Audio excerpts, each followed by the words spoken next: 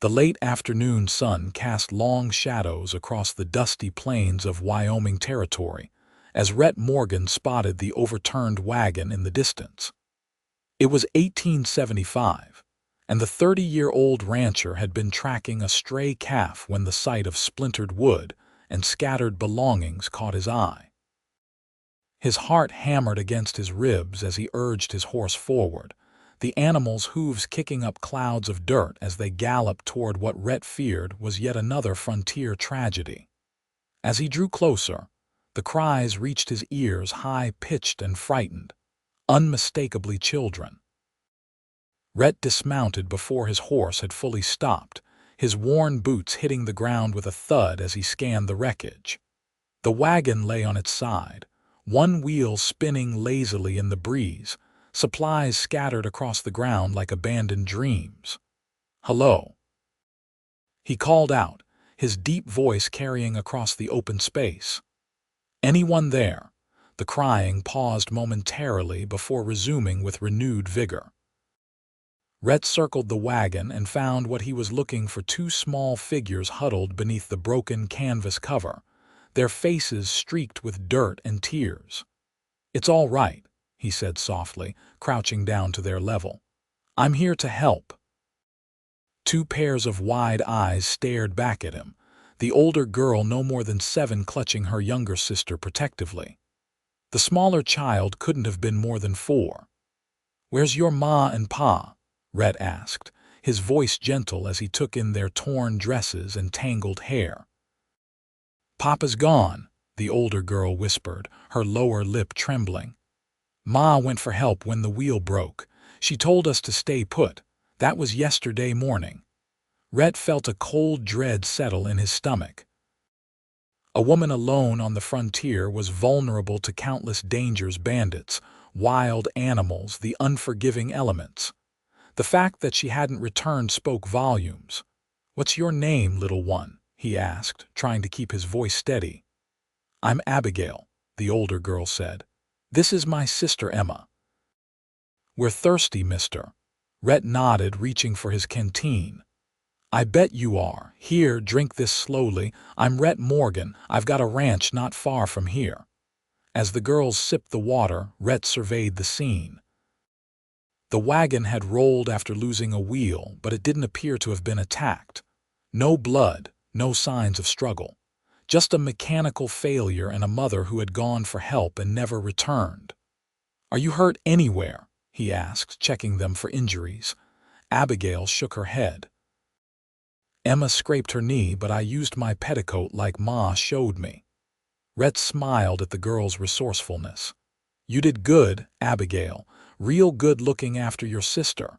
Now, I need to get you two somewhere safe. My ranch is about an hour's ride from here. We'll gather what we can from your things and I'll come back for the rest tomorrow." "But Ma said to stay." Emma spoke for the first time, her voice small and fearful. Rhett knelt to meet her eyes. "Your ma would want you to be safe, with food and water and a proper bed. We'll leave a note telling her where to find you, okay?" After some gentle coaxing, Rhett helped the girls salvage what they could: a trunk of clothes, a family Bible, and a small box of treasured possessions. He fashioned a note and secured it to the wagon, weighted down with a rock to prevent it from blowing away. With Emma secured in front of him and Abigail clinging to his back, Rhett rode toward his ranch, the setting sun painting the sky in fierce oranges and purples. His mind raced with possibilities. The girl's mother could be injured, lost, or worse. The frontier was unforgiving to those who underestimated it. His ranch house came into view as twilight descended, a modest 2-story structure surrounded by corrals and outbuildings. Smoke curled from the chimney where his ranch hand, old Jeb, would be preparing the evening meal. "This is your home?" Abigail asked, wonder in her voice. "It is," Rhett replied, "and you're welcome here for as long as you need." Jeb emerged from the house as they approached, his weathered face creasing with concern at the sight of the children. Found these two by an overturned wagon about 10 miles east, Rhett explained as he dismounted and helped the girls down. Their ma went for help yesterday and hasn't returned. Jeb nodded gravely. I'll put on some stew and heat water for baths. Inside, the girls looked around the simple but comfortable home with wide eyes. Rhett had built it himself after staking his claim 5 years ago, adding rooms as his cattle operation grew.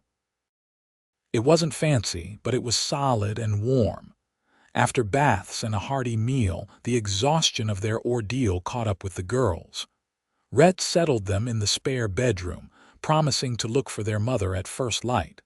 "Mr. Morgan," Abigail called as he turned to leave. "Do you think Ma's all right?" Rhett paused, weighing the truth against the comfort a child needed. "Your ma struck out to find help for you and your sister. That makes her the bravest kind of person there is. I'll do everything I can to find her." The child seemed satisfied with this answer, nestling down beside her already sleeping sister. Rhett closed the door softly behind him. "Those poor little mites," Jeb said as Rhett entered the kitchen. "What's your plan?" "I'll ride out at dawn, follow any tracks I can find." "She can't have gotten too far on foot." Jeb nodded, his lined face solemn. "And if you don't find her," Rhett stared into the fire, watching the flames dance, "then those girls will need someone to look after them until proper arrangements can be made." Sleep came fitfully that night, Rhett's dreams filled with lost children and desperate mothers. He rose before the sun, dressed quietly, and left a note for Jeb to watch over the girls. With provisions packed and his rifle secured, he mounted his stallion and rode east, back toward the overturned wagon. The morning light revealed tracks he hadn't noticed the previous evening, a woman's footprints leading away from the wagon toward the north. Rhett followed them across the prairie, the trail occasionally disappearing on rocky ground only to resume in patches of soft earth. By midday, the tracks led him to a small stream where they abruptly vanished. Rhett dismounted, scanning the area for any sign of passage. The water was shallow enough to wade, and he spotted scuff marks on the opposite bank. She had crossed here, perhaps hoping to find help at one of the homesteads to the north. Hours passed as Rhett tracked the increasingly faint trail. The sun had begun its descent when he topped a rise and spotted a column of smoke rising from a small cabin in the distance. Hope flared in his chest as he urged his horse forward. The cabin belonged to the Wilkinsons, a family Rhett knew from occasional trips to town. As he approached, the door opened and Martha Wilkinson stepped out, shading her eyes against the setting sun. "Rhett Morgan," she called in greeting. "What brings you this way?" "I'm looking for a woman," Rhett replied, dismounting. "She left her daughters by their broken-down wagon yesterday morning. I found the girls safe but no sign of their ma." Martha's face paled. Blonde hair, pretty with a scar on her chin. Rhett's heart quickened. "I don't know, the girls didn't say." "A woman came by yesterday afternoon, exhausted and desperate. Said her wagon had broken down and her girls were waiting. My husband took our wagon to help, but when they got there, the children were gone. I took them to my ranch," Rhett explained. "Left a note, but it might have blown away." "She's beside herself with worry," Martha said. "Been out of her mind thinking the worst. She's resting now, fell ill with exhaustion and fever last night." Relief washed over Rhett. "She's alive, then. The girls will be overjoyed." Martha led him inside, where a woman lay sleeping on a cot near the fireplace. Her face was pale, with dark circles beneath her eyes, but even in repose, Rhett could see she was beautiful. Her golden hair spread across the pillow, and a small scar marked her chin, just as Martha had described. "What's her name?" Rhett asked softly. "Sarah," Martha replied. "Sarah Caldwell. She's a widow, bringing her girls to live with her brother in Jackson Hole." As if sensing their presence, Sarah's eyes fluttered open deep blue and immediately alert despite her weakened state. "My girls," she whispered, trying to sit up. "Have you found my girls?" "They're safe, madam," Rhett said, stepping forward. "I found them yesterday and took them to my ranch. They're being well cared for." Tears filled Sarah's eyes as she sagged back against the pillow. "Thank God. I've been out of my mind with worry. The wagon wheel broke and I knew I couldn't fix it. I thought I could walk to find help and be back by nightfall, but I got turned around. If anything had happened to them, but it didn't," Rhett assured her. "They're fine, just missing their ma." Sarah studied him, her gaze clear despite her illness. "And you are Rhett Morgan. I have a cattle ranch about 10 miles southwest of where your wagon overturned." "Mr. Morgan," she said, her voice strengthening, "I don't know how to thank you for saving my daughters." "No thanks needed, Mrs. Caldwell. Anyone would have done the same." Martha Wilkinson made a noise that suggested she disagreed with that assessment. "Not everyone would take in 2 strange children and then ride out looking for their mother, Rhett Morgan. You give people too much credit." Sarah attempted to rise again. "I need to go to my girls." "You're in no condition to travel," Martha said firmly. "That fever needs to break first." "I can bring them to you," Rhett offered. "It's not too far and they'd be overjoyed to see you." Hope bloomed on Sarah's face. "Would you?" "I couldn't bear another night without knowing they're all right." "I'll go now," Rhett said, already moving toward the door. "We'll be back before dark." The ride back to his ranch passed in a blur of anticipation. Rhett couldn't stop thinking about Sarah Caldwell, her determined journey to find help for her daughters, her evident love for them, the relief in her eyes when she learned they were safe. He had met plenty of women over the years, but few had impressed him so immediately. When he arrived home, he found Abigail and Emma playing in the yard under Jeb's watchful eye. The girls squealed with delight when he told them he had found their mother. "Is she all right?" Abigail asked, her small face serious. "Why didn't she come back to us?" Rhett knelt down to her level. "Your ma got a little lost and then fell sick with exhaustion. She's at a neighbor's house resting, but she sent me to bring you to her." "Ma's sick." Emma's lower lip trembled. "Just tired," Rhett assured her. "She walked a long way trying to find help for you. But she's going to be just fine, especially once she sees you too."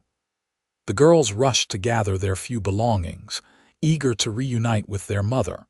Within half an hour they were on their way, Emma again riding in front of Rhett while Abigail rode behind, clutching his waist. The sun was setting when they arrived back at the Wilkinsons' cabin. Martha met them outside, her kind face breaking into a smile at the sight of the children. "Your ma's been counting the minutes," she said, helping Emma down. "She's feeling much better now that she knows you're safe." Rhett lifted Abigail from the horse and watched as Martha led the girls inside. He followed more slowly, suddenly feeling like an intruder on this family reunion. But when he stepped through the door, Sarah Caldwell's eyes found his over her daughters' heads as she held them close, and the gratitude and emotion he saw there struck him to his core. "Thank you," she mouthed silently, tears streaming down her face as she embraced her children. Rhett nodded, his throat unexpectedly tight. He had done what anyone with decency would do, yet the connection he felt to this woman and her daughters unsettled him. It had been a long time since he had allowed himself to feel anything for a woman, not since his fiancée had decided frontier life wasn't for her and returned east 6 years ago. Martha bustled about, preparing a simple supper while the Caldwell family reunited. Rhett sat at the table with John Wilkinson, discussing the cattle market and trying not to stare at Sarah. After the meal, when the girls had fallen asleep beside their mother on the cot, Sarah finally had a chance to speak with Rhett properly. "Mr. Morgan," she began, her voice low to avoid waking her daughters, I don't know how I can ever repay your kindness." "There's no debt, Mrs. Caldwell," Rhett replied. "I'm just glad I happened by when I did." Sarah's blue eyes studied him intently. "Providence, perhaps." "We were headed to my brother's property near Jackson Hole. He's a rancher as well." "That's still quite a journey from here," Rhett observed, "especially with a broken wagon." "Yes," Sarah sighed, running a hand through her golden hair. "I don't know what we'll do now. All our possessions, our future, was in that wagon." "I'll help you salvage what's left," Rhett offered, "and I can take you to town to see about repairs." Sarah hesitated, twisting the plain gold band she still wore on her left hand. "My husband died last winter. Pneumonia. I sold our farm in Nebraska to start fresh near my brother, but I have precious little money left after outfitting for the journey." Martha, who had been pretending not to listen, interjected. "You and the girls are welcome to stay with us until you sort things out, Sarah." "That's very kind, but I couldn't impose. You already have a full house with your own children." An idea formed in Rhett's mind, impulsive, perhaps unwise, but he couldn't stop himself from voicing it. "I have plenty of room at my ranch, Mrs. Caldwell. A proper bedroom for you and the girls, and it's on your way to Jackson Hole. You could stay until your wagon is repaired." Sarah looked surprised by the offer. "Mr. Morgan, that's very generous, but I have a housekeeper who comes by 3 times a week," Rhett added quickly. "Mrs. Peterson. She's a respectable widow from town. There would be no impropriety." John Wilkinson chuckled. "Rhett Morgan is the most honorable man in the territory, Mrs. Caldwell. If he says you'll be properly chaperoned, you can believe it." Sarah considered this, looking down at her sleeping daughters. "I suppose it would be convenient to be closer to our wagon while repairs are arranged." "Then it's settled," Rhett said, trying to ignore the inexplicable surge of pleasure at her acceptance. "We can head there tomorrow once you're feeling stronger." The next morning dawned clear and cool. Sarah's fever had broken during the night, and though still weak, she insisted she was well enough to travel. The Wilkinsons provided a simple breakfast before bidding them farewell, Martha pressing a bundle of food into Sarah's hands. "For your journey," she said, "and don't be a stranger. We're not so far apart that neighbors can't look in on each other from time to time." The ride to Rhett's ranch took longer, with Sarah riding double with him while the girls shared the Wilkinsons' pony, but by early afternoon the buildings came into view. Sarah had been quiet for most of the journey, and Rhett had respected her silence, understanding that her situation dependent on the kindness of a stranger must be difficult for a proud woman. As they approached the ranch house, Jeb emerged from the barn, wiping his hands on a rag. He tipped his hat to Sarah, a rare smile crossing his weathered face. "Madam," he greeted, "glad to see you safe and sound. Those little ladies of yours were mighty worried." "Thank you for helping care for them," Sarah replied with genuine warmth. "I'm forever grateful." Rhett helped her dismount, concerned by the way she swayed slightly on her feet. "You should rest," he said. "The journey's been hard on you, coming so soon after your illness." Sarah didn't argue, allowing him to lead her into the house while Jeb helped the girls with the pony. Inside, Rhett showed her to the bedroom she would share with her daughters, a simply furnished but comfortable room with a large bed and a view of the mountains to the west. "It's lovely," Sarah said, sinking onto the edge of the bed. "I don't know what we would have done without your help, Mr. Morgan." "Rhett, please," he said. "And you would have managed, Mrs. Caldwell. You strike me as a woman of considerable resourcefulness." A small smile touched her lips. "Sarah, then, and I like to think I'm resourceful, but the frontier has a way of humbling even the most capable people." "That it does," Rhett agreed. "I'll leave you to rest. Supper will be ready around sundown." Over the next few days, a routine developed. While Sarah regained her strength, Rhett and Jeb salvaged what they could from her wagon and brought it back to the ranch. Rhett arranged for the town blacksmith to come assess the damage. And the news wasn't good. The axle had cracked along with the wheel, and new parts would have to be ordered from Cheyenne. It could be 2 weeks or more, Rhett explained to Sarah as they sat on the porch one evening, watching the girls chase fireflies in the yard. The stage only comes through once a week. Sarah nodded, her face illuminated by the soft glow of the lantern hanging above them. I should write to my brother, let him know we've been delayed. I can take a letter to town tomorrow, Rhett offered. I need to check on some supplies anyway. Thank you. Sarah hesitated, then added, You've done so much for us already. I feel I should contribute somehow while we're here. Rhett started to protest, but Sarah raised a hand to stop him. Please, my mother didn't raise me to accept charity without offering something in return. I'm an excellent cook, and I notice your house could use a woman's touch. Let me at least earn our keep in some small way. Rhett studied her in the lantern light, admiring her dignity and determination. All right, he conceded, but only light duties until you're fully recovered.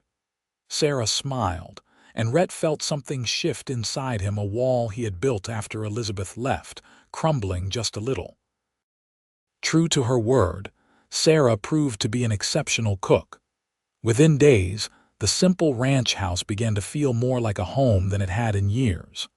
Fresh curtains appeared, fashioned from fabric Sarah found in her salvaged trunk. The rooms were swept and polished until they gleamed, and the scent of fresh baked bread filled the air.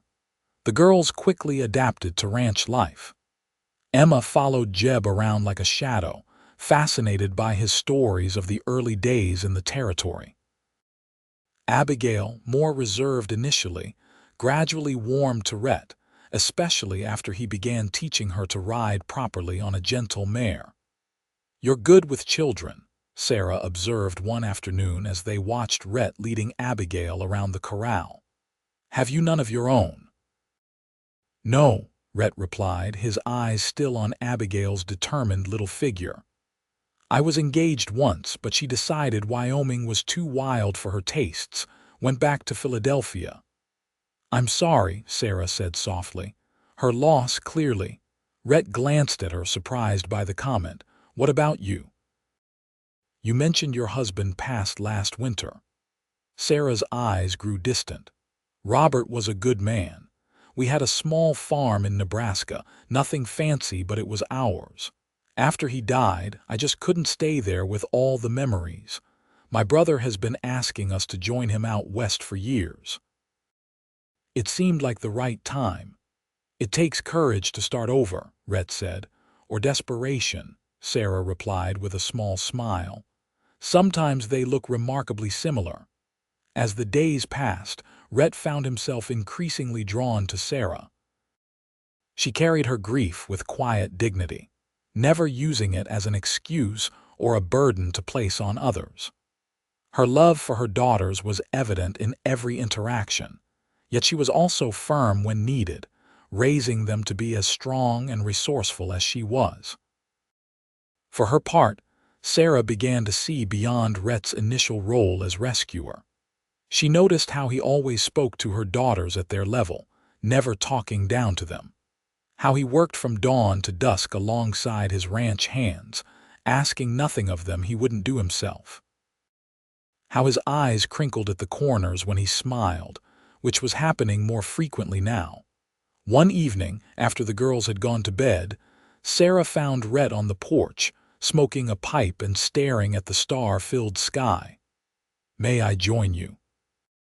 She asked, stepping outside with a shawl wrapped around her shoulders. Rhett stood immediately, offering her a chair. Of course. They sat in companionable silence for a while, listening to the night sounds of the ranch, distant lowing of cattle, the occasional whinny from the corral, the rustle of wind through the cottonwoods. I had a letter from my brother today, Sarah said eventually. The stage driver brought it when he delivered the supplies. Good news, I hope. Yes and no. He's glad we're safe, of course, but he's been called away some business with a cattle buyer in Denver. He won't be back for at least a month. Rhett absorbed this information. So even once your wagon is repaired, we'd be arriving at an empty house, Sarah finished.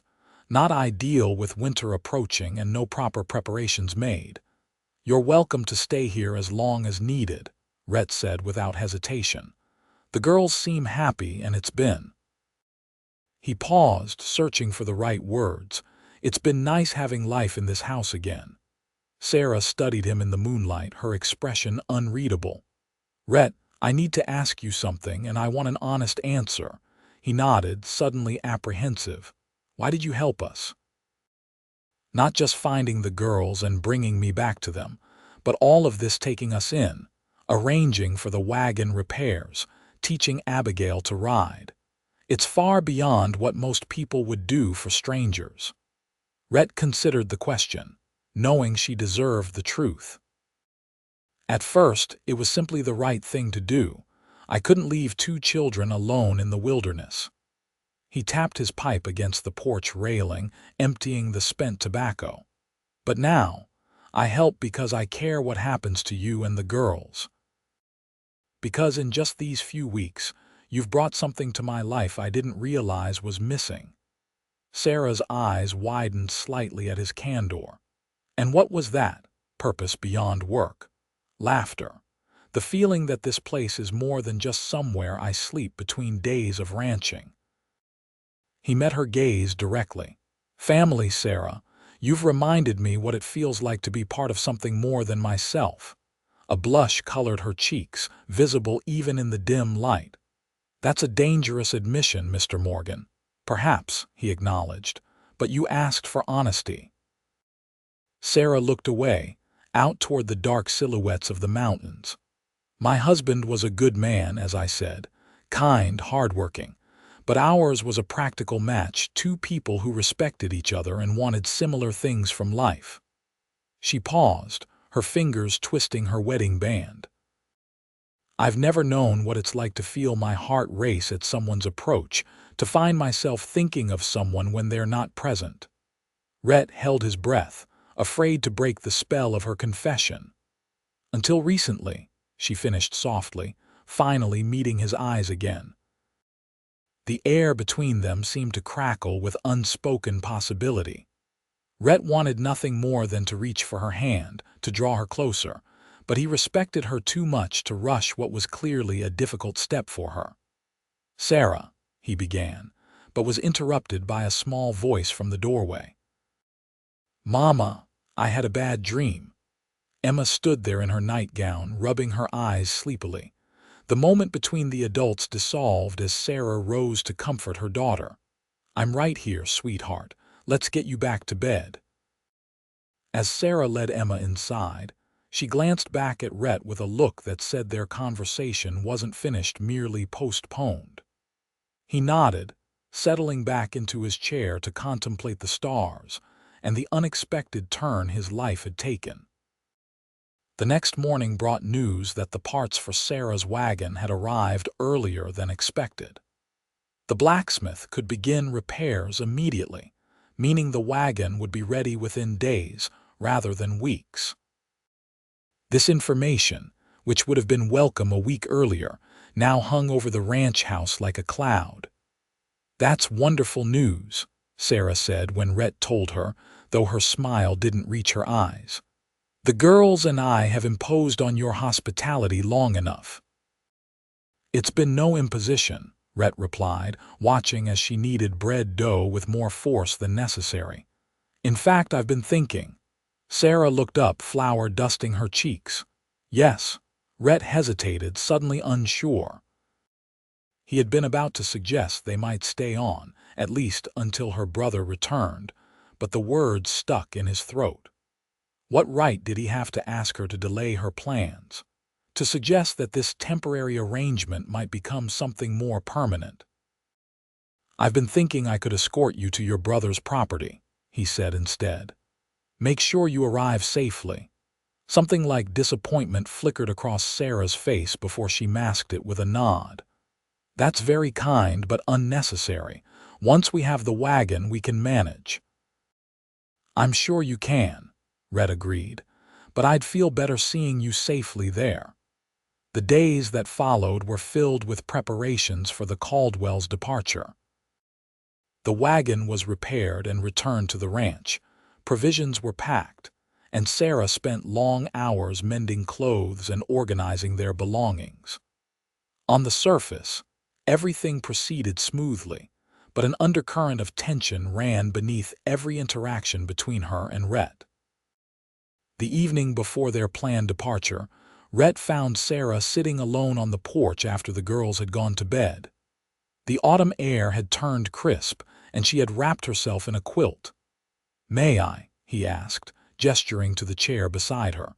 Sarah nodded, shifting to make room for him. "The girls are finally asleep. They're excited about seeing their uncle's ranch, but sad to leave here. You've made quite an impression on them." "They're exceptional children," Rhett said. "You should be proud." "I am." Sarah turned to face him directly. "Rhett, there's something I need to say before we leave tomorrow."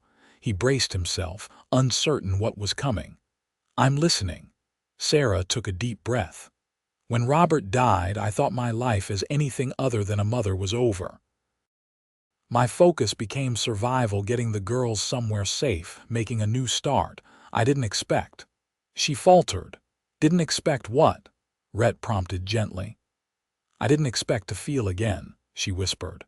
"To look at a man and see more than just potential protection or provision. To want things for myself that have nothing to do with practicality."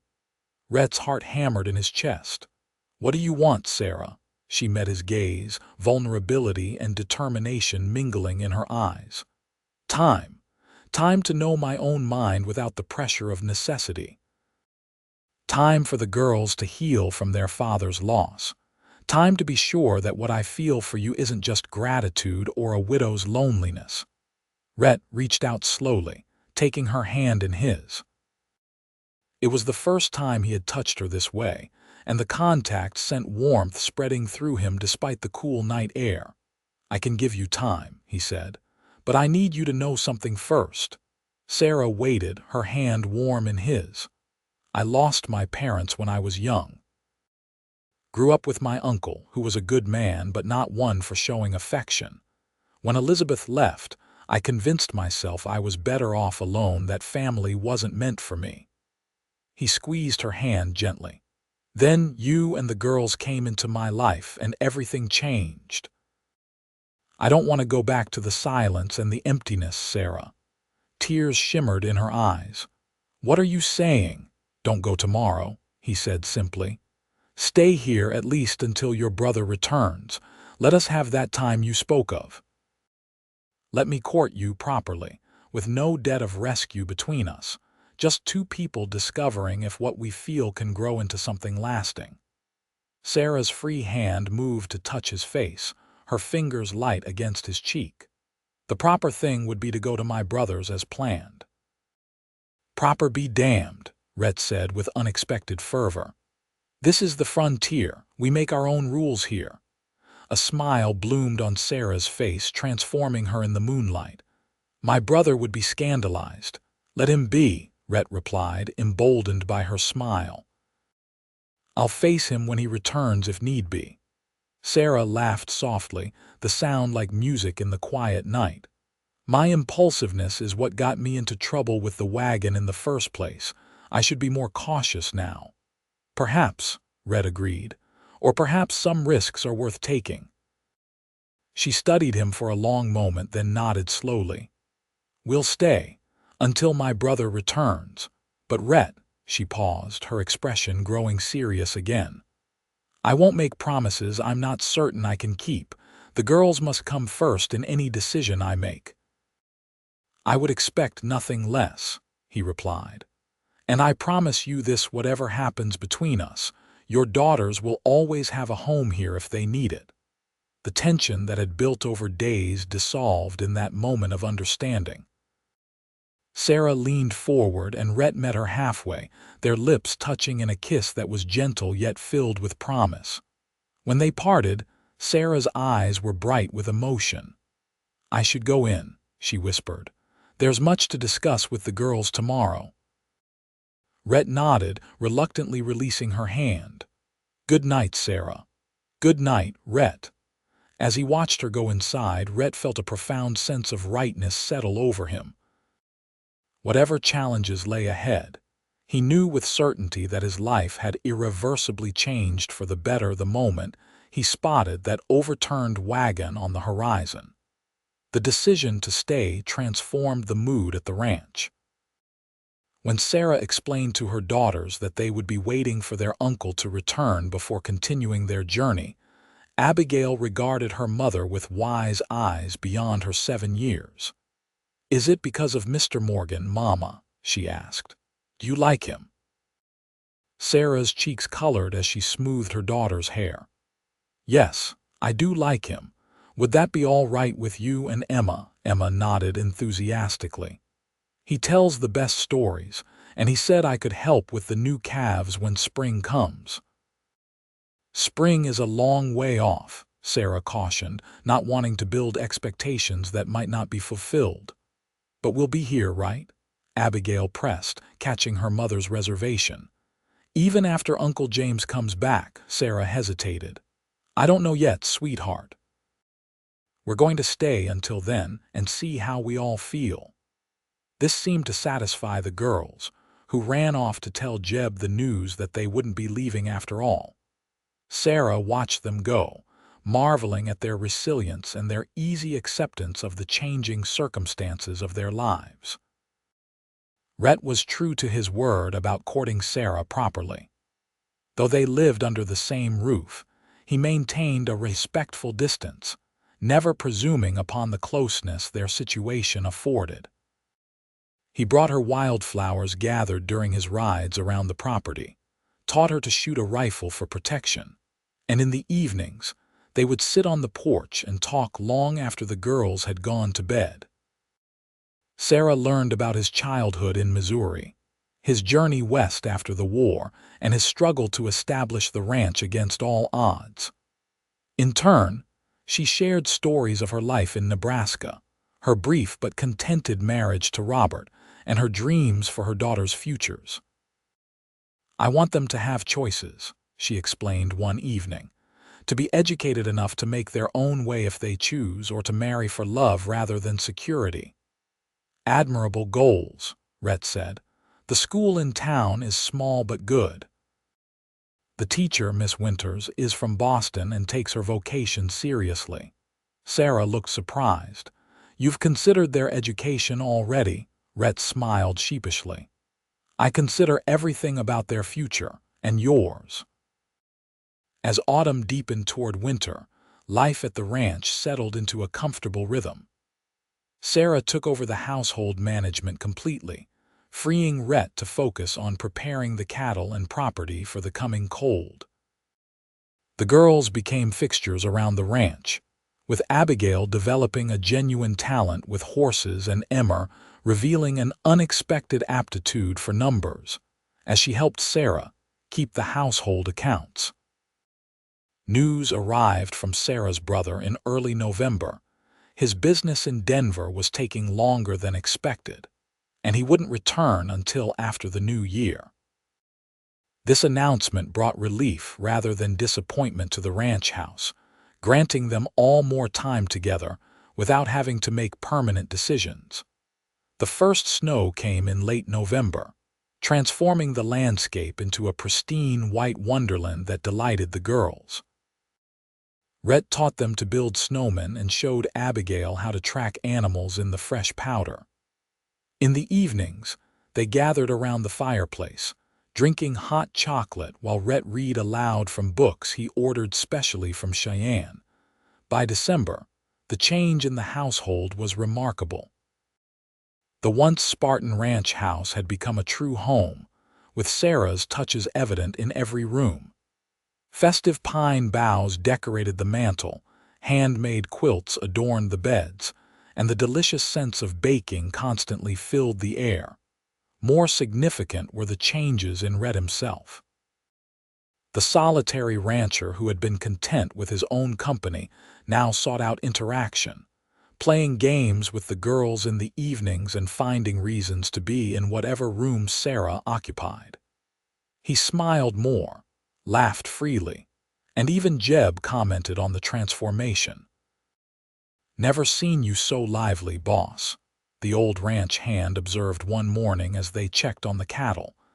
"That widow's been good medicine for you." Rhett couldn't disagree. Sarah had brought light back into his life in ways he hadn't realized he needed. But as Christmas approached, a shadow of uncertainty hung over their happiness. Sarah's brother would return soon after the new year, and decisions would have to be made. On Christmas Eve, after a festive dinner and the exchange of simple gifts, Rhett asked Sarah to join him for a walk despite the cold. Bundled in warm coats and scarves, they strolled through the snow-covered yard, their breath forming clouds in the crisp air. "I have one more gift for you," Rhett said, stopping beneath a large pine tree strung with paper decorations the girls had made. He reached into his pocket and pulled out a small package wrapped in brown paper and tied with a red ribbon. Sarah accepted it with gloved hands. "Rhett, you've already given us so much. This is different," he said, an unusual nervousness in his voice. "Open it." Sarah carefully unwrapped the package to reveal a small wooden box. Inside, nestled on a bed of cotton, lay a delicate gold ring set with a single pearl. "It was my mother's," Rhett explained as Sarah stared at the ring in wonder. "My uncle kept it for me after she died, said I should give it to the woman I wanted to spend my life with." Sarah's eyes lifted to his, wide with surprise. "Rhett." He took her hands in his, the ring box between them. "I know it's soon. I know you said you needed time, but Christmas seems the right moment to speak what's in my heart." He took a deep breath. "I love you, Sarah. I love Abigail and Emma too. These past months with you have shown me what my life could be, what it should be. I'm asking you to stay, not just until your brother returns, but permanently, as my wife." Sarah's eyes filled with tears that caught the moonlight as they spilled onto her cheeks. "I don't know what to say." "You don't have to answer now," Rhett assured her. "I know this is a big decision, especially for the girls. Take all the time you need." Sarah looked down at the ring, then back at his face. "My head says it's too soon, that I should be practical, cautious." "And your heart?" Rhett asked softly. A smile broke through her tears. "My heart has known the answer for weeks now. I love you too, Rhett Morgan. You've given us more than shelter and safety. You've given us a home again." Hope surged through Rhett. "Is that a yes?" "It's a yes," Sarah confirmed, "but with one condition." "Name it." "We tell the girls together, and we make sure they truly understand and accept this change. Their happiness must come first." Rhett nodded solemnly. "Of course, though I suspect they've been hoping for this outcome longer than either of us." Sarah laughed, the sound bright in the still winter night. "You're probably right. Emma asked me last week if she could call you Papa." Emotion welled in Rhett's throat at this revelation. "What did you tell her?" "That she should ask you herself when the time was right." Sarah removed her glove and held out her hand. "I think that time might be approaching." Rhett took the ring from its box and slipped it onto her finger. It fit perfectly, as if it had been made for her. He drew her close then, kissing her with all the love and promise he felt for their future together. They told the girls on Christmas morning. As predicted, Abigail and Emma received the news with joy rather than surprise. "Does this mean we're staying forever?" Emma asked, bouncing with excitement. "If that's what you want," Sarah replied, watching her daughters carefully for any sign of hesitation. Abigail, always the more thoughtful of the two, considered this seriously. "What about Uncle James? Won't he be expecting us?" "He'll understand," Sarah assured her, "and we'll still visit him often. He's your family too." "But Mr. Morgan," Abigail began. "You can call me Papa if you like," Rhett interjected gently. "Or Rhett if that feels better to you, whatever makes you comfortable."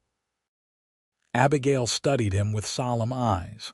"Papa," she tested the word. "I think Papa suits you." The simple acceptance in those words was the greatest Christmas gift Rhett could have received. He gathered all three of them into his arms, marveling at how these strangers had become his family in such a short time. They were married on New Year's Day, 1876, in a simple ceremony at the ranch. The Wilkinsons attended, along with a few neighbors and the minister from town. Sarah wore a dark blue dress she had sewn herself, with her mother's lace collar as her something old. The girls served as her attendants, beaming with pride as they watched their mother and new father exchange vows. James Caldwell arrived a week after the wedding, initially shocked to find his sister already married.